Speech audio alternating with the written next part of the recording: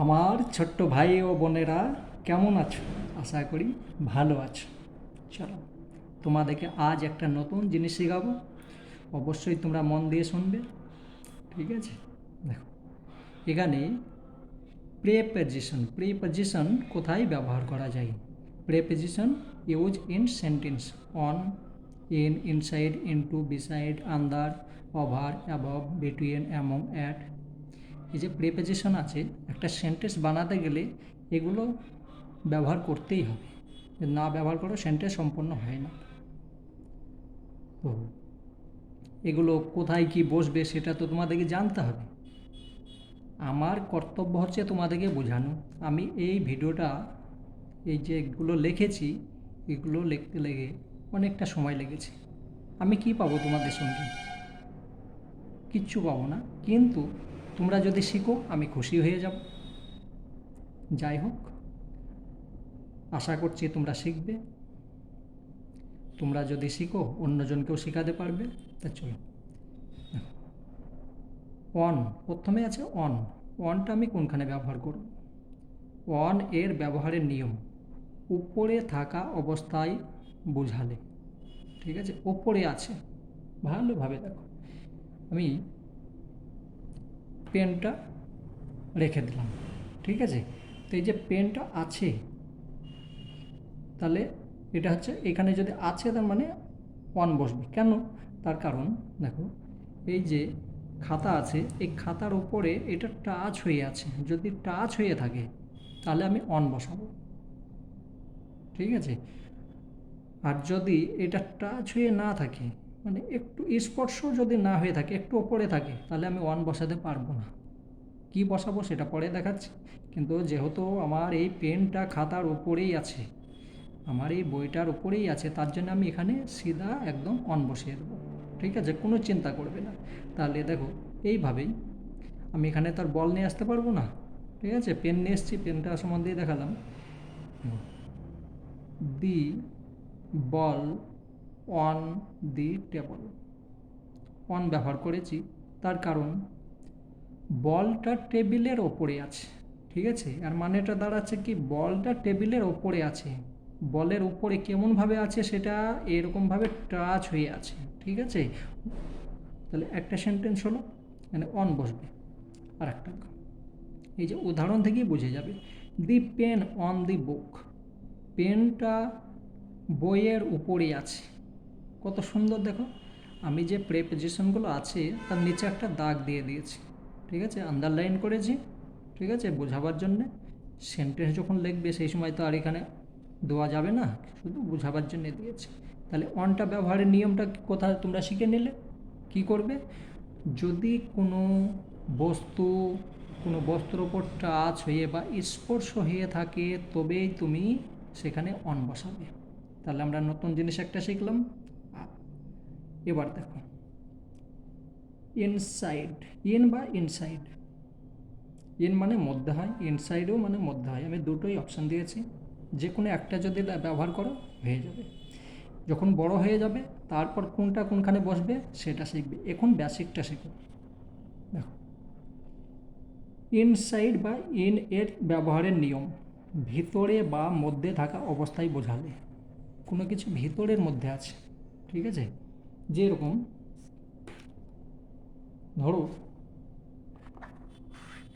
একটা কোনো জিনিস আছে, এটা দেখাচ্ছি, এটার মধ্যে এটাকে ভরে দিলাম, ভরে বন্ধ করে দিলাম, চারিদিক বন্ধ হয়ে গেল। বাস, এটাকে যদি আমি এভাবে বন্ধ, তাহলে কি ভিতরে থেকে গেল? সেই সময়তে কি হবে? ইন হবে বা ইনসাইড হবে। তার কারণ যখন চারিদিক বন্ধ অবস্থায় থাকবে তখন সেইটাই ইন হবে। এবার দেখুন, the cat, the cat in বা ইনসাইড দি বক্স, বিড়ালটা বক্সের মধ্যে আছে। কত সুন্দর দেখো, বক্স কি চারিদিক বন্ধ থাকে, তাহলে বিড়ালটা বক্সের বিড়ালটা বক্সের মধ্যে আছে। আমি এখানে মধ্যে বা ভিতরের কথা বলেছি। কত সুন্দর দেখো। আর একটা দেখো, my mother in the kitchen. My mother, আমার মা রান্নাঘরে আছে। রান্নাঘর তো খোলা থাকে না, রান্নাঘর বন্ধ থাকে। হতে পারে কোনো এক সাইড খোলা আছে, কিন্তু সেটাকে বন্ধই ধরতে হবে, তার কারণ ওপরে ছাদ আছে, 2 3 4 চারপাশে দেওয়াল আছে, তার মানে সেটা ইন হবে। ঠিক আছে, তাহলে my mother in the kitchen, আমার মা রান্নাঘরে আছেন। কত সুন্দর দেখো। তাহলে আমি ইনটা কোনখানে ব্যবহার করব? যেখানে আমার বন্ধ অবস্থায়, চারিদিক বন্ধ অবস্থায়, সেখানে আমি ইন ব্যবহার করব, বা ইনসাইড। ঠিক আছে, ইন বা ইনসাইড যে কোনো একটা ব্যবহার করতে পারো। বেশ, তাহলে এটা শিখলে। এবার দেখো ইনটু। ইনটু এর ব্যবহারের নিয়ম। বাইরে থেকে ভিতরের দিকে আসা বোঝালে, আমি যদি নাও বোঝাই, তোমরা যদি এটা দেখে নাও শিখে যাবে। তোমরা জীবনে যতদিন বেঁচে থাকবে এটা দরকার পড়বে, আর সেটা শিখেও যাবে। 2 মিনিটের ভিডিও। বেশ, দেখো তাহলে ইনটু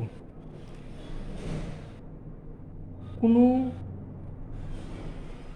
বস্তু, ব্যক্তি বা কোনো জিনিস যদি একটা গতি অবস্থায়, গতি এই যে যাচ্ছে, গতি যদি বোঝাই, তাহলে সেখানে ইনটু বসবে।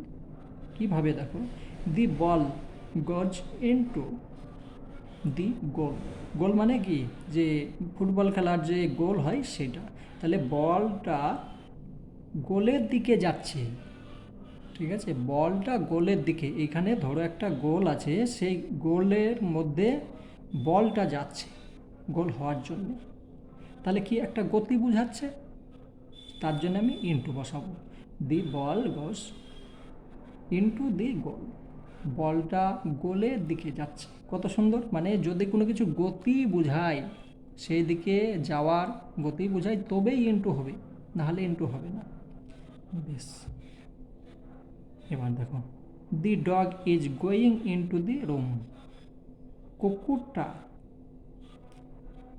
রুম মানে কি, কামরা, ঘর, ঘরের দিকে যাচ্ছে। এখানে আমি আইএনজি যোগ করে দিয়েছি। ঠিক আছে, যাইতেছে, কুকুরটা ঘরের দিকে যাইতেছে। ঠিক আছে, আইএনজি যেহেতু যোগ হয়েছে, দেখো এখানেও আমি ইনটু ইনটু বসিয়েছি। তাহলে কুকুর একটা যে গতি বোঝাচ্ছে, ঠিক আছে, তার জন্যে ইনটু বসবে। ঠিক আছে, দেখো তারপরে দেখো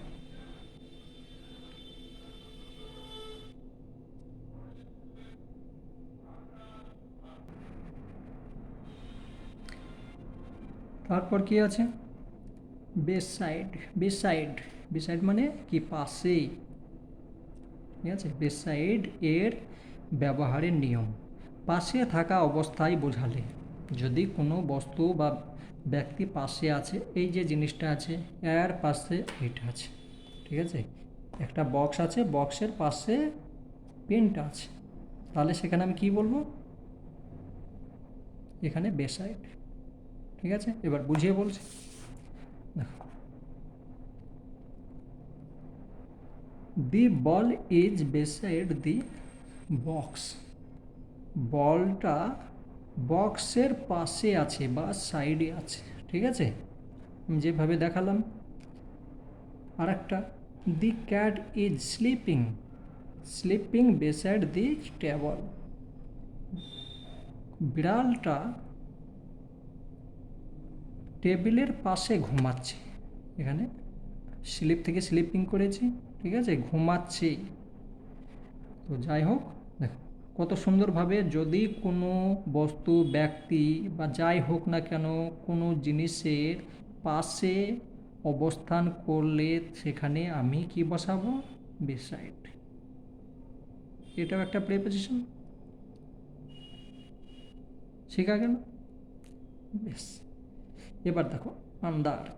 আন্ডার মানে নিচে, নিচে। আন্ডার এর ব্যবহারের নিয়ম। নিচে থাকা অবস্থায় বোঝালে, কীরকম নিচে, ধরো তোমার বাড়িতে একটা টেবল আছে, সেই টেবিলের নিচে একটা বিড়াল ঘুমাচ্ছে, ঠিক আছে? বা তোমার মাথার উপরে ছাদ আছে, তুমি তার নিচে আছো, তাহলে ছাদ আছে তোমার উপরে কিন্তু তুমি আছো নিচে, তা ছাদ হচ্ছে এই ছাদের থেকে তোমাকে নিচে, ওইটাই হচ্ছে নিচ, আন্ধার, ঠিক আছে? এবার দেখো সেন্টেন্স দেখো, দি ball is under the table, একটা বল টেবিলের নিচে আছে, তাহলে নিচে বোঝাচ্ছে আন্ডার, এখানে প্রেপোজিশন এইটাই। The cat is sitting under the table, বিড়ালটা টেবিলের নিচে বসে আছে, দেখো নিচে বসে আছে, তাহলে আন্ডার হচ্ছে, কত সুন্দরভাবে। তাহলে কোনো জিনিসের নিচে বোঝালে সেটা আন্ডার হবে। ওভার, ওভার মানে উপরে, উপর। ওভার এর ব্যবহারের নিয়ম, অল্প উপরে থাকা অবস্থায় বোঝালে সেটা ওভার হবে। যেরকম উদাহরণ, the ball throw over the box, এইখানে একটা বক্স আছে, সেই বক্সটার এইখান থেকে এক ব্যক্তি একটা বলকে ছুঁড়ে দিল, ঠিক আছে? বলটা ছুঁড়ে এইখান থেকে এইখানে এলো, তাহলে কি হলো, এই যে বক্সের ওভার থ্রো করলো, ঠিক আছে? অল্প, যদি অল্প উপর দিয়ে যায় তাহলে হচ্ছে কি ওভার, ঠিক আছে? তাহলে দেখো, দি বল থ্রোন ওভার দি বক্স, বলটা বক্সের ওপর দিয়ে ছুঁড়িয়ে দিল, এটা ছুঁড়িয়ে দেওয়া, ঠিক আছে? ছুঁড়িয়ে দিল। The bird is flying over the head, পাখিটা কি হচ্ছে, উঠছে, মাথার উপরে উঠছে, কিন্তু বেশি উপর হলে হবে না, অল্প যদি উপর হয় তবেই ওভার হবে, তাহলে পাখিটা মাথার উপরে উঠছে, ঠিক আছে?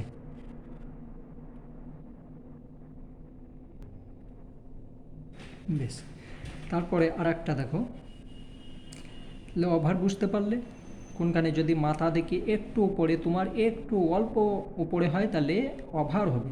অ্যাভব, অ্যাভব মানে উপর, ঠিক আছে? উপর দিয়ে। তাহলে অ্যাভবের ব্যবহারের নিয়ম হলো অনেক উপরে থাকা অবস্থান বোঝালে, অনেক উপরে তুমি আছো, তোমার থেকে অনেকটা উপরে আছে, যেরকম চাঁদ, সূর্য, আকাশ, একটা প্লেন যাচ্ছে, একটা বাজ পাখি উঠছে, সেগুলো অ্যাভব হবে। কেন হবে? তার কারণ সেটা অনেক উপরে।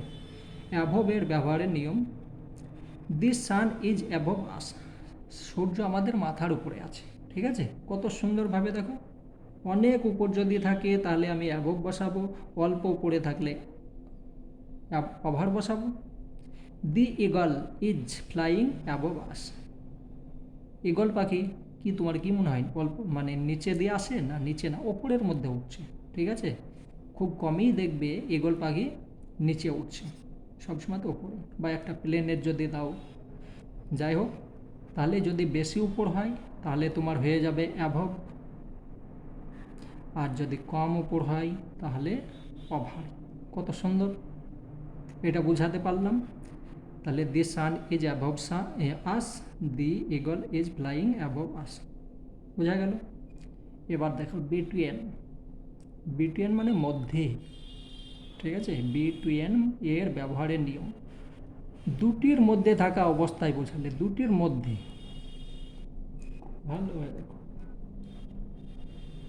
পেন, পেন, এইখানে একটা জিনিস রাখলাম, এখানে একটা পেন, এখানে একটা পেন, তার এখানে ঢাকনাটা রেখে দিলাম, তাহলে এইটা কি হয়ে গেল, বিটুয়েন হবে, ঠিক আছে? তাহলে এক জায়গাতে বিটুয়েন হয় আর এক জায়গাতে অ্যামং হয়, তাহলে এই যদি দুটোর মধ্যে যদি থাকে তাহলে হবে বিটুয়েন। দেখো বিটুয়েনের ব্যবহারগুলির মধ্যে, ব্যবহারের নিয়ম, দুটির মধ্যে থাকা অবস্থায় বোঝালে, যেমন the ball is between the box, two box, দুটো বক্স আছে তার মধ্যে, মধ্য অবস্থাতে কি আছে, বলটা আছে, দুটো বক্স আছে, তার মধ্যে আছে বল। ঠিক আছে, তাহলে বোঝা গেল দুটো যখন থাকবে তার মধ্য অবস্থায় থাকলে সেটা বিটুইন হবে। আর একটা দেখো, the man is between the two car. লোকটা বা মানুষটা দুটো গাড়ির মধ্যে দাঁড়িয়ে আছে। ঠিক আছে, দুটো গাড়ি রাস্তা দিয়ে যাচ্ছে, তার মধ্যে সাইড নেওয়ার জন্য দাঁড়িয়ে আছে। যাই হোক, তাহলে বিটুইনটা আমি বুঝতে পারলাম। ভালোভাবে বুঝবে, ঠিক আছে। যদি না বুঝো তাহলে পরীক্ষাতে এলে পারবে না। এবার দেখো, অ্যামং, অ্যামংয়ের ব্যবহার দেখো। অ্যামংয়ের ব্যবহার অনেকের মধ্যে থাকা অবস্থা বোঝালে। অনেকগুলো আছে, ধরো পেন, পেন্সিল, এরকমভাবে যত যা আছে, হ্যাঁ, এভাবে অনেকগুলো আছে। হ্যাঁ, তো এই যে অনেকগুলো সব কিছু আছে, যাই হোক কোনো ব্যক্তি বস্তু যাই হোক এরকম অনেকগুলো আছে, তখন তোমার কি করতে হবে, যে অনেকের মধ্যে যখন থাকছে তখন আমার হয়ে গেল কি, তখন আমি বিটুইন লিখবো না, এমন লিখব। কত সুন্দর দেখো ইংরাজি, যতই সুন্দর হোক বাংলার মতো সুন্দর হতে পারবে না। ঠিক আছে, যাই হোক, এমন, তাহলে এমনের ব্যবহার হচ্ছে ইউ আর অ্যামং ফ্রেন্ড, তুমি আমাদের মধ্যে একজন বন্ধু। ঠিক আছে, তুমি হলে আমাদের একজন বন্ধু। অনেকগুলো লোক দাঁড়িয়ে আছে, অনেকগুলো বাচ্চা দাঁড়িয়ে আছে, সেই সময় একজন এসে বলে, এই তুই আমাদের সব বাড়ির মধ্যে একজন বন্ধু, বলতেই পারি। ঠিক আছে, তারপরে she is among the best student in the class. ক্লাসের মধ্যে অনেক বাচ্চা আছে, ছাত্রছাত্রী আছে, তাদের মধ্যে একজন কে আছে ভালো, সবচেয়ে ভালো। তুমিও ভালো হবে। ঠিক আছে, তুমি যদি শিখে যাও তুমিও নিজেও ভালো হয়ে যাবে। তাহলে she is among the best student in class, ক্লাসের মধ্যে তুমি হলে বা সে হলো একজন ভালো ছাত্র বা ছাত্রী। ঠিক আছে, তাহলে দেখো অনেকগুলো ছাত্র যদি ছাত্রছাত্রী বা অনেক যে কোনো সংখ্যার মধ্যে যদি একজনকে বোঝায়, অনেকের মধ্যে একজন, তাহলে সেখানে আমি এমন বসিয়ে দিলাম। কত সুন্দর, চলো পরে দেখছি। তাহলে এমন হয়ে গেল, এমনটা হয়ে গেছে। ঠিক আছে, এবার অ্যাট, অ্যাট, অ্যাট হচ্ছে একটা প্রেপোজিশন। কীভাবে দেখো, অ্যাটের ব্যবহারের নিয়ম, ছোট্ট স্থান সময় যদি বোঝায়, ছোট্ট স্থান কোনো জায়গার নাম বোঝাচ্ছে।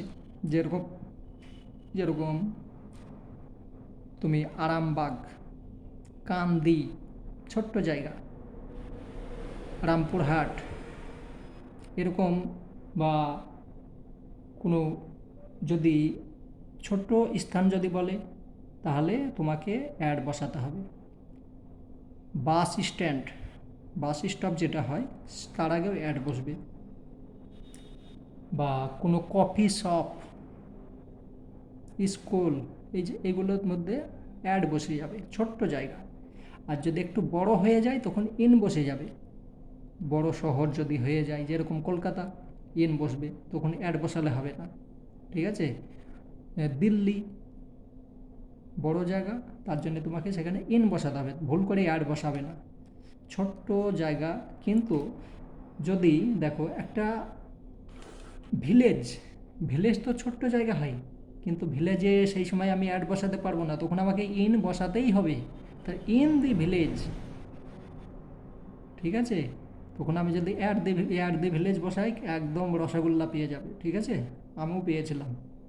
যাই হোক, তাহলে কোনখানে অ্যাড বসাবে, যেটা ছোট্ট স্থান। যাই হোক, সময়, কোনো কিছু সময়, 10টা সময়, 5টা সময়, যাই হোক একটা নির্দিষ্ট যখন সময় বসাবে সেখানেও তুমি বসাতে পারো, আরও সব জায়গাতে বসাতে পারো, সেটা তোমরা পরে শিখবে। একই দিনে যদি বেশি শিখে নাও ভুলে যাবে। তো দেখো, I am at home right now, আমি এখন ঘরেই আছি। তোমাকে কেউ ফোন করলো, এই তুই কোথায় আছিস, তো তুমি তাকে বলছো I am at home right now, আমি এখন ঘরেই আছি। ঠিক আছে, তাহলে এখানে আমি অ্যাটটা কী ব্যবহার করলাম, প্রেপোজিশন। আর একটা দেখো, এটা তো ছোট্ট জায়গা, যদি ছোট্ট জায়গা হলো তার জন্য এই ঘর তো ছোট্টই জায়গা, বড় জায়গা তো না। তারপর যদি আর একটা যদি বলো যে আমি বাস স্টপে দাঁড়িয়ে আছি, তাহলে অ্যাট বাস স্টপ। আমি মন্দিরে দাঁড়িয়ে আছি, অ্যাট টেম্পল। ঠিক আছে, আমি স্কুলে দাঁড়িয়ে আছি, অ্যাট স্কুল। তারপরে কোনো সময়ের যদি বলে অ্যাট নাইট হবে, কিন্তু ইন দি মর্নিং হবে। রাত্রের ক্ষেত্রে অ্যাট হয়ে যাবে, আর দিনে মর্নিংয়ের ক্ষেত্রে ইন হয়ে যাবে। একটু বুঝতে হবে, ঠিক আছে। দেখো, the movie start at 10 PM। রাত্রি 10টার সময়তে পিকচারটা মানে মুভিটা চালু হবে। মুভি দেখবে না, হ্যাঁ, মুভি বেকার জিনিস, তার চেয়ে অন্য কোনো কাজ করবে।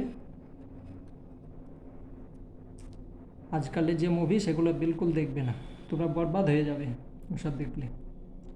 এবার তোমাদের ইচ্ছা, তোমরা কী করবে তোমরা বুঝবে। কিন্তু আজকালের যে মুভি বিলকুল দেখবেই না। যারা স্টুডেন্ট তারা, আমি তাদেরকে রিকোয়েস্ট করছি, তারা মুভি দেখবে না, সমাজ খারাপ হয়ে যাবে ওসব দেখলে। যাই হোক, তোমাদের ইচ্ছা সেটা, আমার কর্তব্য আমি করলাম। তাহলে এখানে মুভিটা স্টার্ট হবে কটার সময়? 10টার সময়, ঠিক আছে। তাহলে তোমরা সম্পূর্ণ আজকে শিখে নিলে কোথায় প্রিপোজিশন ব্যবহার হবে। আশা করছি তোমরা শিখে নিয়েছো। একবার যদি ভিডিওটা দেখো অবশ্যই শিখে যাবে। আমার কর্তব্য আমি করে দিলাম, তোমরা অবশ্যই পড়বে।